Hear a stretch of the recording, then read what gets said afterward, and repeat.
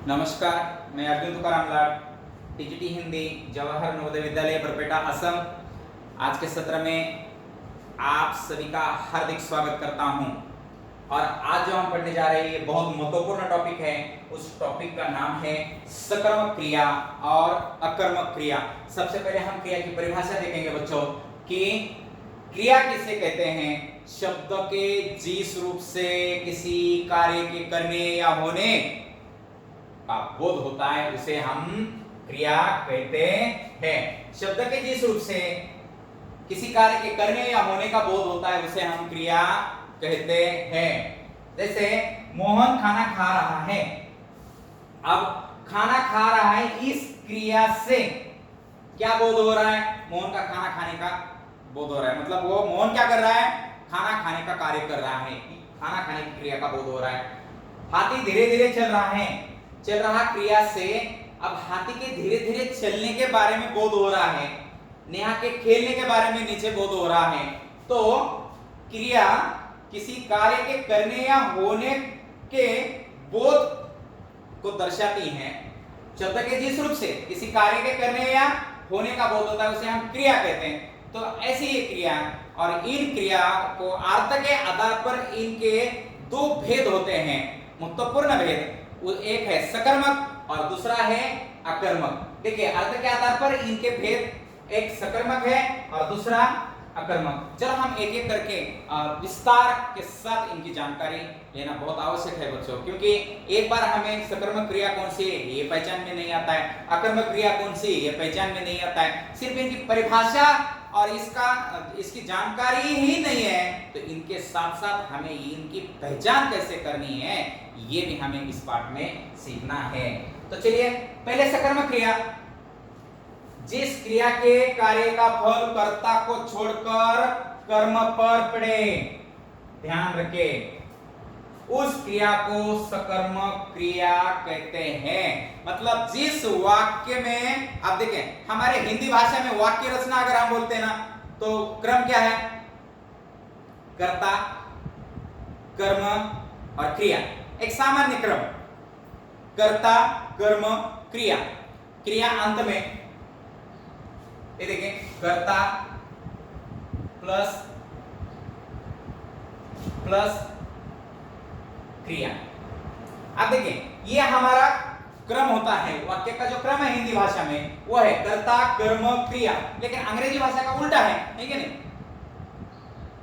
कभी कभी बच्चे अंग्रेजी भाषा के साथ उसको जोड़ देते हैं, गलती करके पढ़ जाते हैं। लेकिन हमारा क्रम जो है कर्ता, कर्म, क्रिया, मानक हिंदी के अनुसार ये हमारा क्रम है, हमने इसे स्वीकार किया है। तो देखिए नेहा फल खाती है। अब खाती क्रिया है, फल कर्म है, नेहा करता है। खाती क्रिया का फल इस फल नामक कर्म पर पड़ता है, इसीलिए इस वाक्य की खाती क्रिया है सकर्मक है। अब देखिए अगर नहीं पहचान में आती है नीचे और देख लीजिए, बालिका निबंध लिख रही है। अब ये नेहा फल खाती है और बालिका निबंध लिख रही है। इन वाक्यों में क्या से प्रश्न करे कि नेहा क्या खाती है? उत्तर मिलता है फल। बालिका क्या लिख रही है? उत्तर मिलता है निबंध। अगर आपको इस प्रकार का उत्तर के रूप में आपको कर्म मिल रहा है तो समझना कि क्रिया का फल कर्म के ऊपर पड़ रहा है। अतः इन वाक्यों की क्रिया सकर्मक है। सकर्मक, कर्म सहित वाक्य में कर्म है, उस वाक्य की क्रिया सकर्मक है।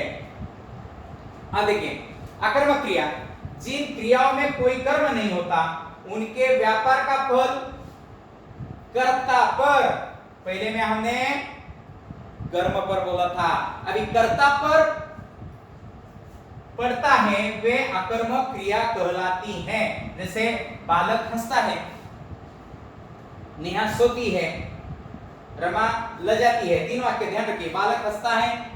अब देखिए हमारी वाक्य रचना कैसी थी? पहले हमने देखा था कि सर कर्ता था, उसमें कर्म था और क्रिया थी। देखिए इस वाक्य में क्या है? हंसता ये क्रिया है और बालक करता है, यहाँ कर्म नहीं है, मतलब इस वाक्य की क्रिया कर्म के साथ नहीं है, अतः यह अकर्मक है। अकर्मक, कर्म के साथ, इसमें कर्म ही नहीं है। देखिए, नेहा सोती है, रमा लजाती है। अगर हम क्या से प्रश्न करें, बालक क्या हंसता है, हमें पता नहीं है। नेहा क्या सोती है, हमें पता नहीं है, मतलब इसका आंसर मिलता नहीं है। अगर आंसर नहीं मिलता है तो ये अकर्मक है। हाँ, लेकिन इसके ऊपर अगर कौन से प्रश्न करे और उत्तर के रूप में अगर आपको कर्ता मिले तो समझना कि इस वाक्य की क्रिया अकर्मक है। अब देखिए, कौन हंसता है, बालक, कौन सोती है, नेहा, कौन लजाती है, रमा। अतः इनके उत्तर में हमको कर्ता ही मिल रहा है। इसका मतलब ये लजाती, सोती, हंसता, ये क्रिया अकर्मक है। ऊपर के वाक्य में हंसना, सोना, लजाना ये क्रिया अकर्मक है। क्रिया पर कौन से प्रश्न करने पर उत्तर मिलता है, बालक, नेहा, रमा। जो करता है, क्या से प्रश्न करने पर कोई उत्तर नहीं मिलता है, अतः ये अकर्मक क्रिया कहलाती है। अब देखिए ध्यान, अकर्मक क्रिया शर्माना, डरना, होना, कौन कौन सी क्रिया अकर्मक है ये दिया है यहाँ। जीना, मरना, बैठना, उठना, चमकना, जागना, बढ़ना, सीन होना, कूदना, सोना, खेलना, अच्छा लगना, बरसना, साथ ही साथ दौड़ना, अकड़ना, उछलना आदि क्रियाएं। हाँ, हिंदी में कुछ क्रियाओं को सकर्मक, अकर्मक क्रियाओं को सकर्मक तथा अकर्मक दोनों रूपों में भी प्रयोग होता है। जैसे उसका सर खुजला रहा है, देखिए, खुजला, खुजली, खुजला, देखिए ला प्रत्यय, वह अपने सर को खुजला रहा है।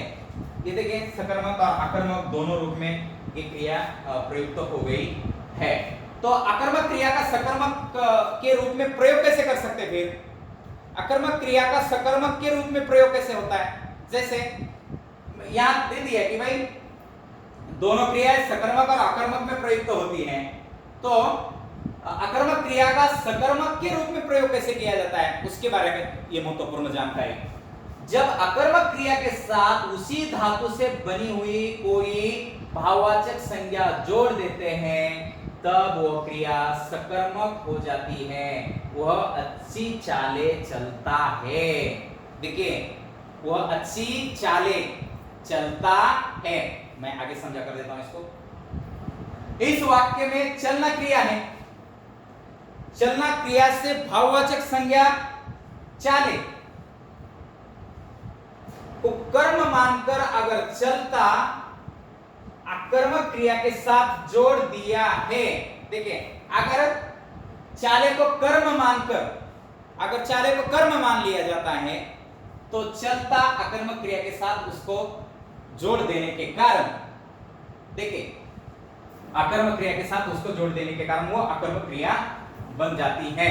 तो वह खूब लड़ाई लड़ा, देखिए हमने बोल दिया था ना, वो खूब लड़ाई लड़ा, उसने रोना रोया, उसी, फिर से देख लीजिए, जब अकर्मक क्रिया के साथ उसी धातु से बनी हुई कोई भाववाचक संज्ञा जोड़ दे तो वह खूब लड़ाई लड़ा। लड़ाई ये भाववाचक संज्ञा है, लेकिन इसको अगर कर्म माने तो अकर्मक क्रिया का सकर्मक रूप बन जाता है। अगर इसको कर्म माने तो, जैसे उसने खूब चाले चली, ये देखिए, जैसे वह अच्छी चाले चलता है, क्योंकि ये चाले भाववाचक संज्ञा है, वैसे देखा, लेकिन इसको कर्म माने तो चलता सकर्मक क्रिया बन जाती है।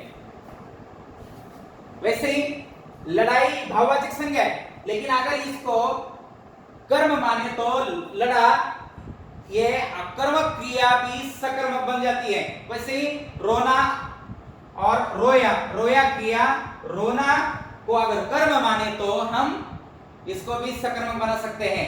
अकर्मक से अकर्मक बनाया गया है। अकर्मक क्रिया का सकर्मक के रूप में प्रयोग इस प्रकार किया जा सकता है। जब सकर्मक क्रिया द्वारा, ध्यान रखिए, सकर्मक क्रिया का आकर्मक के रूप में प्रयोग कैसे कर सकते हैं?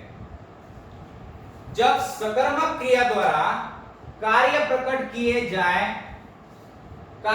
किया जाए और कर्म को बताने की आवश्यकता न समझी जाए तो, आपको कर्म को बताना ही नहीं, आवश्यकता ही नहीं है, अगर लगा आपको, जब वो क्रिया सकर्मक होती है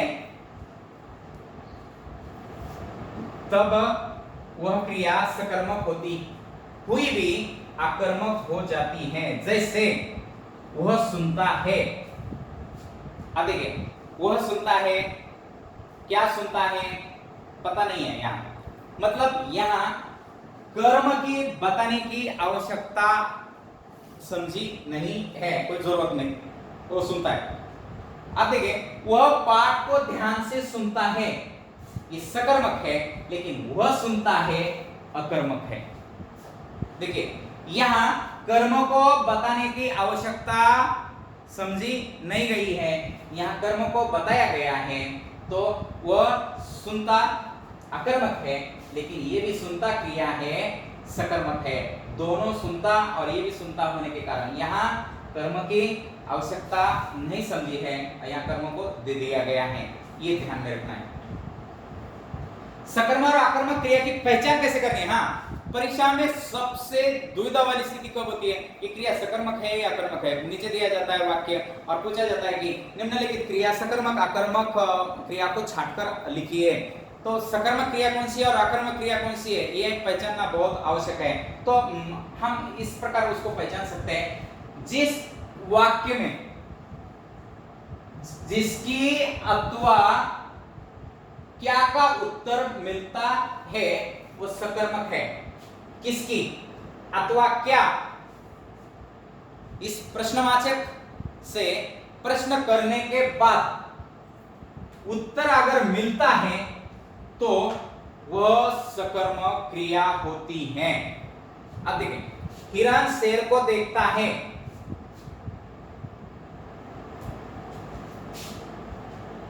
सॉरी, किसको? हिरण शेर को देखता है, किसको देखता है? शेर को। सोहम दृश्य देखता है, क्या देखता है? दृश्य। अतः ये क्रिया सकर्मक है। जिस वाक्य में कौन का उत्तर करता है वह क्रिया अकर्मक है। जिस क्रिया पर क्या से प्रश्न करने पर कोई उत्तर न मिले वह क्रिया अकर्मक होती है। जैसे अशोक जाता है, कौन जाता है? अशोक, कर्ता मिल गया। अशोक क्या जाता है? हमें कोई उत्तर नहीं मिलता, अतः इस वाक्य की क्रिया अकर्मक है। याद रखो, ध्यान दो। तो इस प्रकार हम क्रिया की सकर्मक क्रिया और अकर्मक क्रिया की पहचान करने के बाद सीधा हम इस पाठ के गृह कार्य पर आ जाते हैं। तो अर्थ के आधार पर क्रिया के भेद स्पष्ट कीजिए।